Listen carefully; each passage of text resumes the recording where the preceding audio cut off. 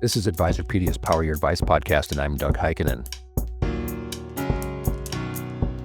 Today we have VanEck's Collateralized Loan Obligations team, Fran Rodilosso, the head of fixed income ETF portfolio management, and Bill Sokol, the director of product management, with us to discuss their views on CLOs, why active management is key, and how advisors can approach due diligence and allocation to CLOs into an overall portfolio for clients.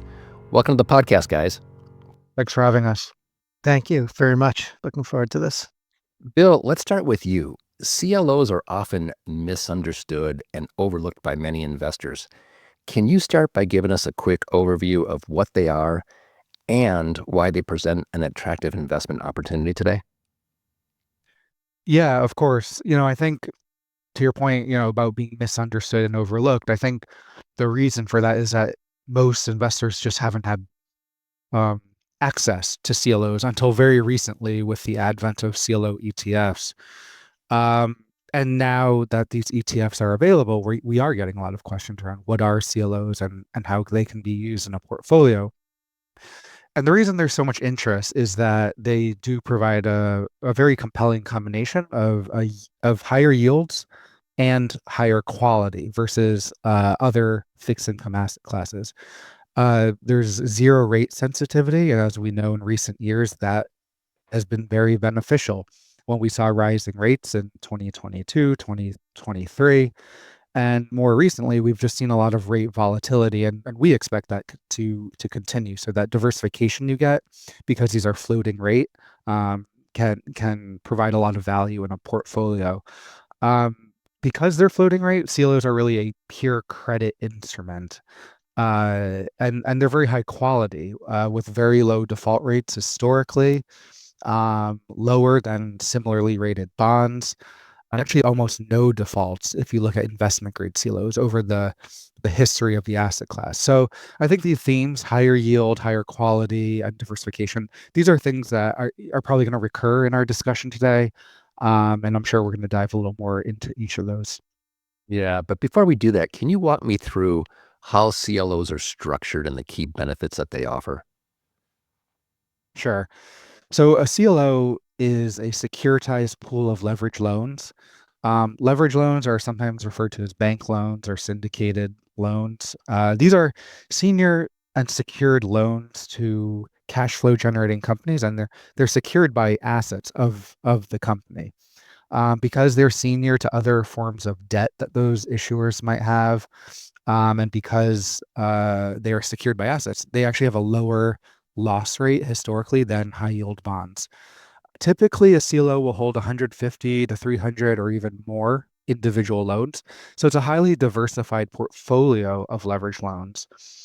And the way the structure works is that the CLO will borrow from investors to purchase those underlying loans.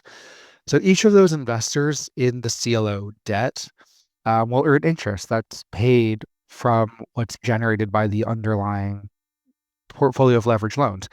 But those cash flows are not distributed on a pro rata basis to all of these investors.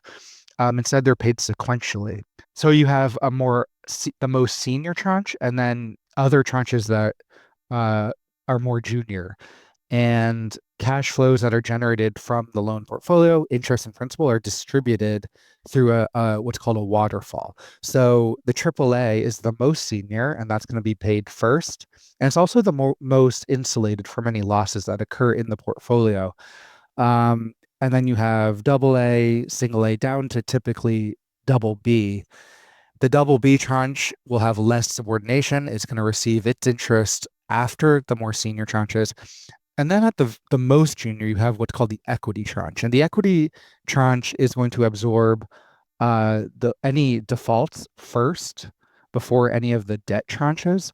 And it's going to receive all of the excess cash flows that's generated by the loan portfolio after payment of interest to these debt holders. And that's going to be a substantial amount because the equity tranche is taking a lot of risk.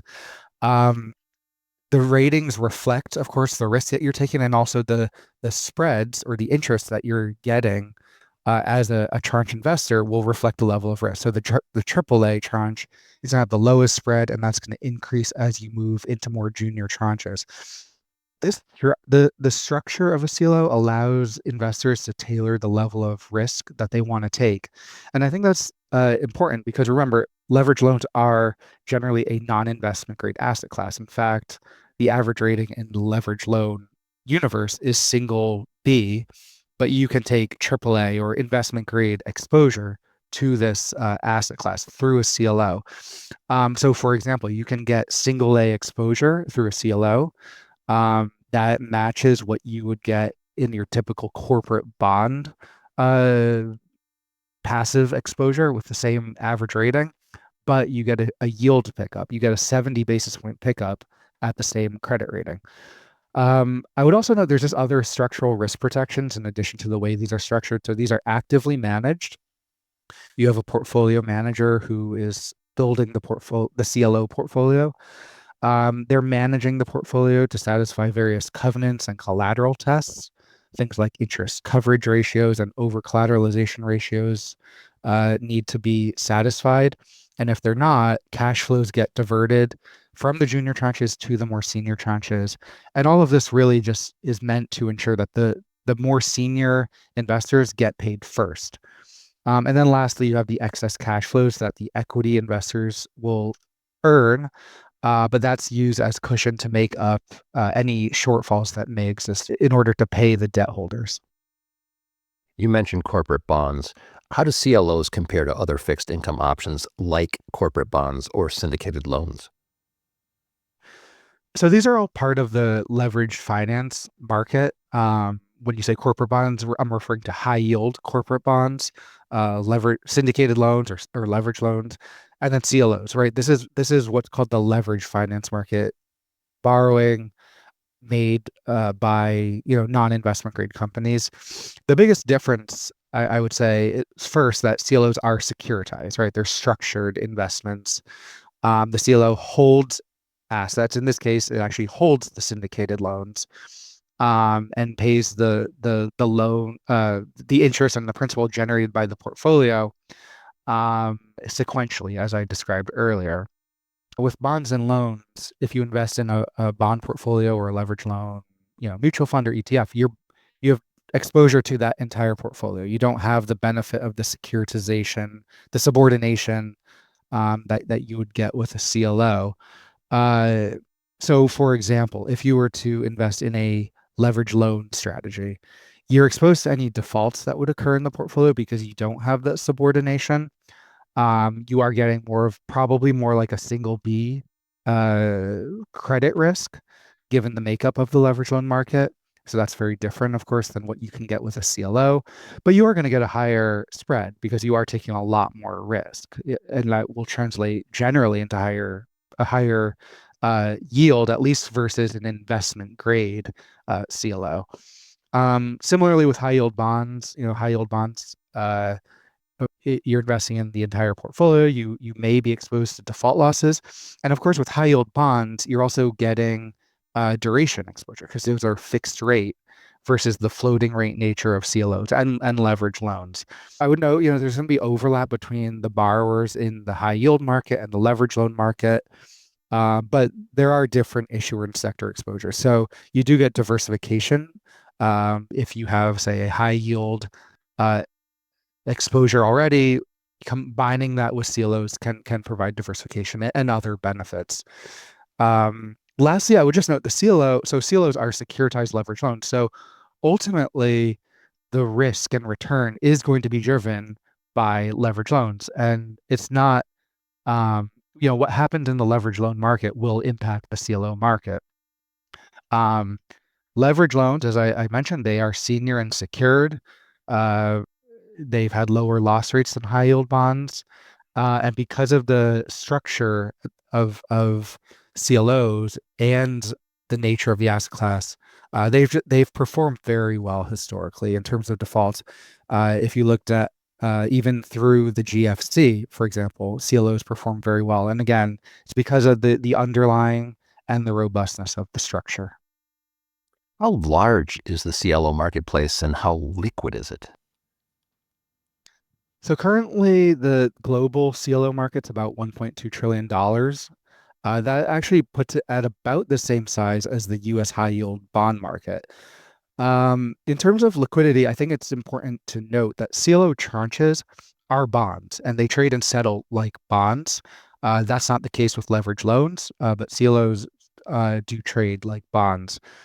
The difference, I think, is that the CLO market has historically and continues to be really dominated by large institutions and in terms of the investor base. So banks and insurance companies are the biggest of CLOs.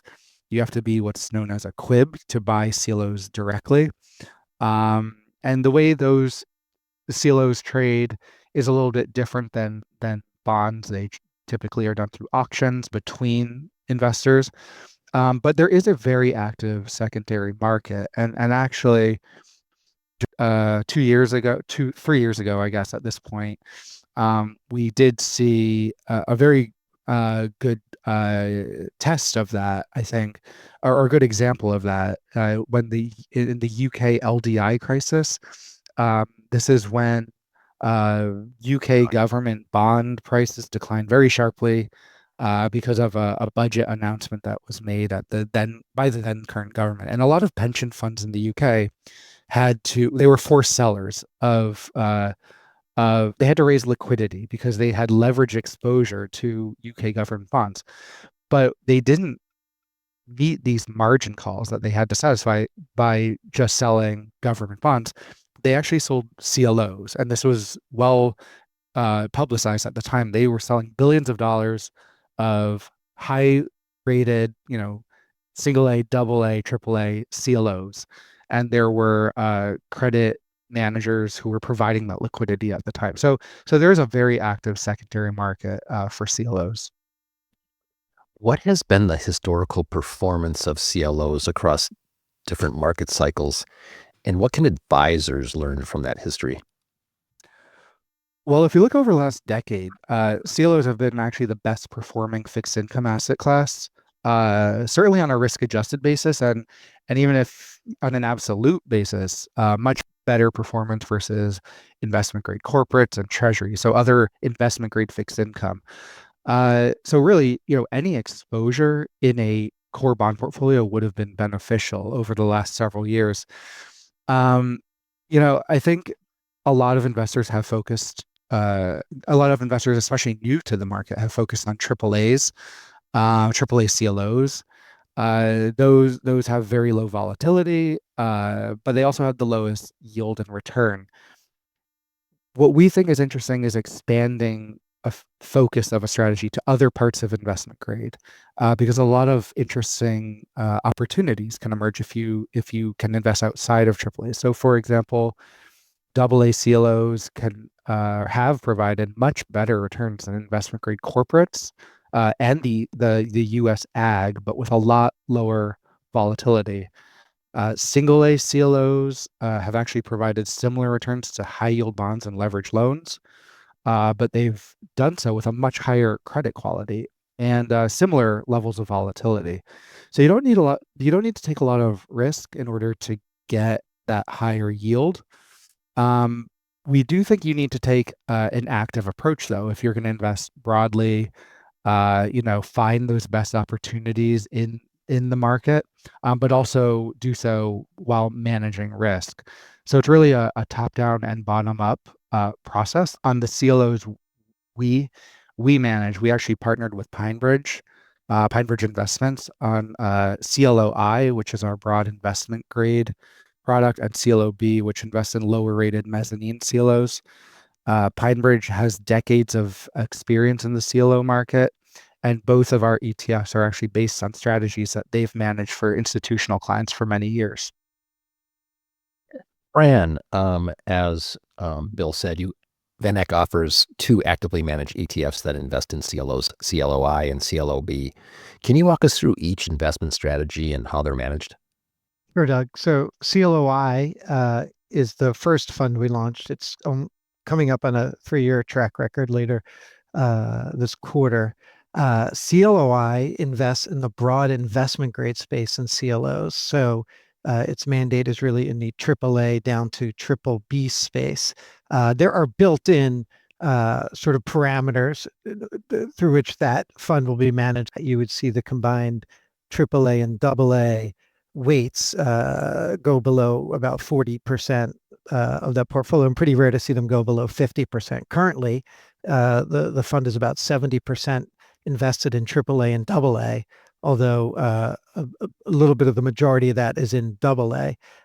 So that's the general mandate there. It's actively managed, as Bill mentioned, sub-advised by PineBridge, who's got a very large and deep in terms of experience, CLO tranche investing team. We think that's really necessary for this market. So CLOI, the investment grade tranches broadly within the CLO universe, actively managed. CLOB, also actively managed, is invests in what we call the broad mezzanine space in CLO. So there's overlap. Mezzanine is basically all the debt beneath AAA. So it's the AA tranches down to BB. So we go a little bit into the high yield tranches. So this is for investors who have maybe a little more positive view on credit in general, want the yield pickup by a lower average credit rating that would be involved in CLOB. Same sub-advisor in PineBridge, similar approach in terms of moving up and down what we call the capital stack. So going higher quality in risk-off type environments and taking advantage of opportunities in lower quality when they arise. So that's CLOI, broad investment grade, CLOB, mezzanine. What's the process for selecting securities and constructing the portfolio? Sure. The PineBridge process, which has been well established for long before we launched these ETFs, has 4 key steps. It starts with manager selection. As Bill mentioned, CLOs are actively managed themselves, and there are about 200 different managers out there in the space. Needless to say, they're not all equal. And so PineBridge has a rigorous process for assessing those managers, their styles, their histories, et cetera. And, we'll focus on the managers in whom they have the greatest, faith in terms of managing these portfolios for the best interests of the CLO debt holders. So that's step 1. Step 2 is what they call re-underwriting the portfolio. Think about that as a real, bottom-up analysis, loan level analysis of all the collateral underlying these CLOs, of understanding all the documentation and protections that are there for debt holders.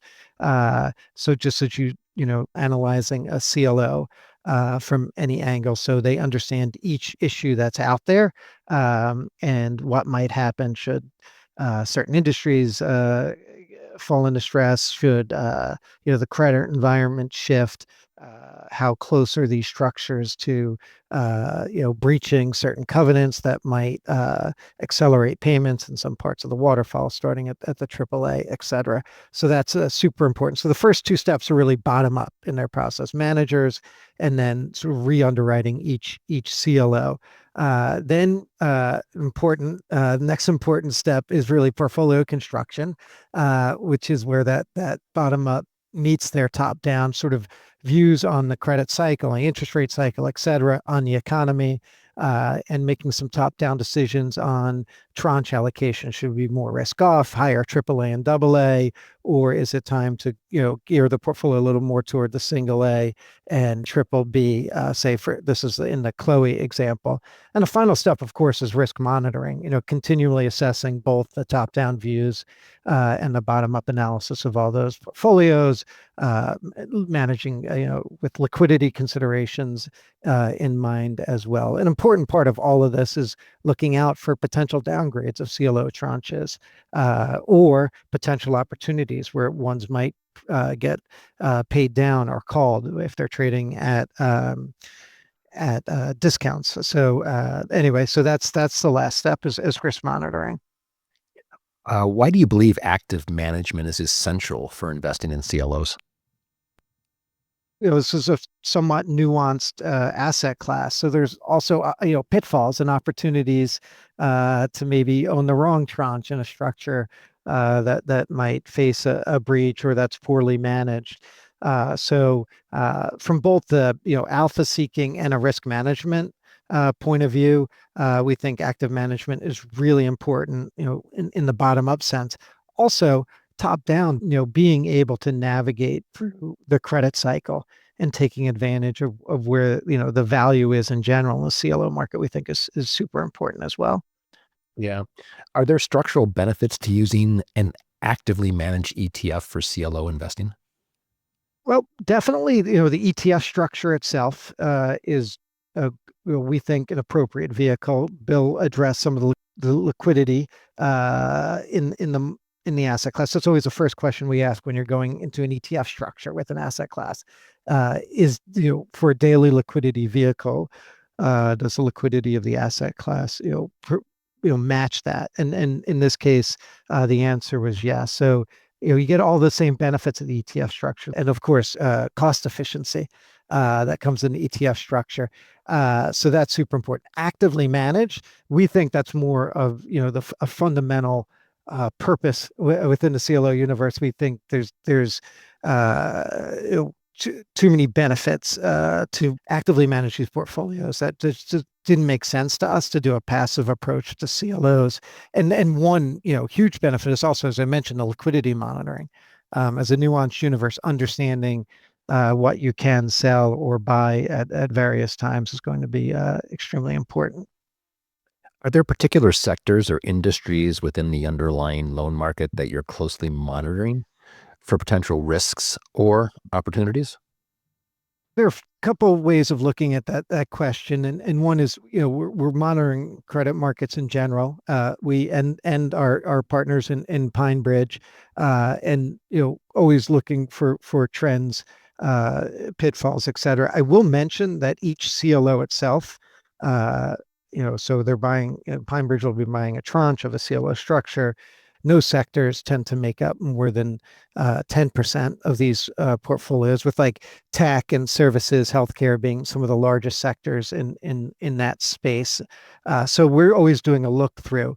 Now, the point being, you can't buy a CLO that has extreme exposure to any given sector. So the idea of monitoring sectors isn't so much to make a call on which tranches to buy, but generally they're quite diversified. That being said, autos, cable, telecom, energy, metals, mining, those are all the sectors that, like, Pine Bridge has identified declining revenues last year. They'll look more closely at loans within those sectors that fall into the CLOs. Of course, over the last several years, lots of volatility in various parts of the healthcare sector as well. So as they do the bottom up analysis on CLO tranches, a big part of that is looking, not just at sectors, but at actual, issuers and loan level assessments of risks to those portfolios. How do you see the current interest rate environment impacting CLOs? Yeah, it's a really good question, because as Bill mentioned, CLOs are floating rate. The coupons reset quarterly with SOFR effectively, and they're also the underlying collateral is for the most part also floating rate. So which by definition means, like, changes in underlying interest rates aren't going to have a large price impact on the universe.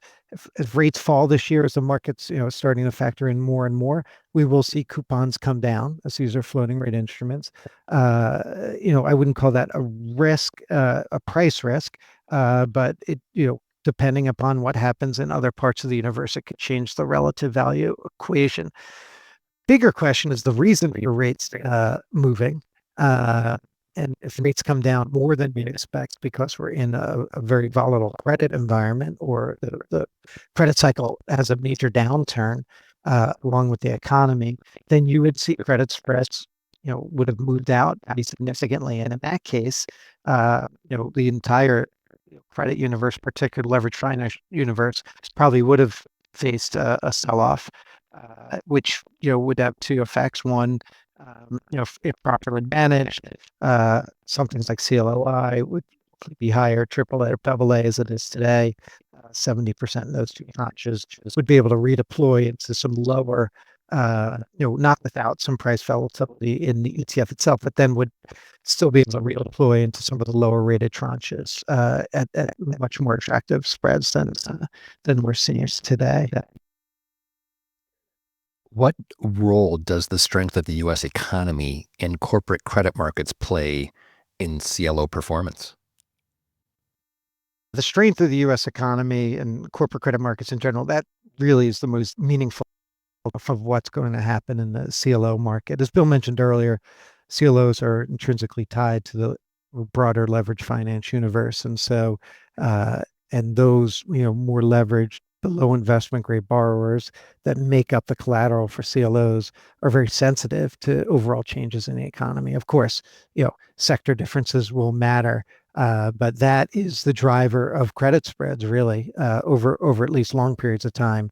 It's the strength of the economy and the health of credit markets. So all that being said, CLOs with their credit enhancements, especially the higher rated investment grade tranches, are still going to be a lot less volatile than, let's say, levered loans or high yield bonds. As you get down to single A and triple B CLOs, as Bill mentioned, you could get similar or even higher volatility in the triple Bs versus, say, levered loans or high yield. But the highest rated tranches really benefit in terms of lower volatility, even when the credit cycle changes versus the other parts of the leverage finance universe. What key risks should advisors be aware of when allocating to CLOs, and how do your ETFs, CLOI and CLOB, help mitigate them? Yeah, that's great. We actually like to definitely focus on some of the risks in this market. Bill mentioned earlier, very few defaults ever, even through the global financial crisis in the investment grade CLO universe. So we think in terms of, okay, default risk is proven to be, because of the robustness of these structures, pretty low. That does not mean that CLO tranches won't face downgrade risk. So that's one important thing to consider that could impact prices, or if there are downgrades in CLO tranches. And just generally speaking, there could be price volatility. As we mentioned, these are tied into what's going on in the levered loan market, really the high yield universe in general. So just the higher rated tranches will experience lower price volatility than the lower rated or the high yield CLO tranches. But both of those exist. And there are, if you're investing in single tranches, of course, you're taking on all the other risks, the structural risk, the managers, how well they're taking care of the portfolios, whether or not they're favoring the equity holders over the debt holders at some point. That is where active management really plays an important role, is managing against those risks, or even taking advantage of opportunities where those risks might play out in favor of certain tranches of CLOs. Bill, where do you see CLO ETFs fitting within an income allocation and a diversified investment portfolio? Well, we think if you're looking at investment grade CLOs, can be a very valuable addition to a core investment grade bond portfolio. If you look at the U.S. Ag, which is typically the benchmark that people look at, that's mostly made up of treasuries, corporates, and mortgages, but it doesn't include CLOs. So your typical core bond allocation isn't going to have CLOs. And adding CLOs can do a lot. You're going to get the rate diversification because of the floating rate nature of CLOs, the yield pickup, of course, that we've discussed, and you get higher quality. CLOs have really negligible default risk when you're talking about investment grade tranches. Over the last decade, you would have had better total return because of the yield pickup. You've had lower volatility, lower yield error. So adding CLOs to a core portfolio really lead to better outcomes. Of course, CLO is not a capital structure, so you can determine the level of risk. Lower rated mezzanine tranches, will provide higher yield and but with more volatility. But we think that type of strategy can really complement a high yield bond allocation. Again, you're going to get higher quality by adding CLOs. And again, over the last decade, better total returns and lower volatility. We also think that lower rated mezzanine tranches can be attractive if an investor is looking to de-risk a leverage loan exposure. You're going to maintain floating rate exposure. You're still benefiting from the higher spreads that the asset class provides, but you don't have direct exposure to defaults. And I think that might be particularly appealing right now if you think that the credit environment is becoming more uncertain as we look ahead. All right, last one for you. If there's one key takeaway you'd like financial advisors to remember about CLOs and your ETFs, what would that be? Well, I think it's important to remember that CLOs, although they're new to a lot of investors, it's a well-established, very large, liquid asset class. And it's been through different market environments. It's been tested in the GFC and the COVID sell-off. And they've performed very well. And I think investors who are new to the asset class can have confidence, right, that these can really help to build more robust portfolios. But as Fran mentioned, you really do need to approach this asset class actively, a broad approach that isn't limited to a single rating, right? It allows you to find the best opportunities. You're not forced to buy something that isn't attractive, and you can better manage risk through different market environments. Super. That was incredibly interesting and thorough. Fran, Bill, thank you so much for joining us. To learn more about CLOs and VanEck, please visit vaneck.com. Please follow us for timely updates on X, LinkedIn, and Facebook, all at Advisorpedia. For everyone at Advisorpedia, our producer Troy Miller, and the Power Your Advice podcast team, this is Doug Heikkinen.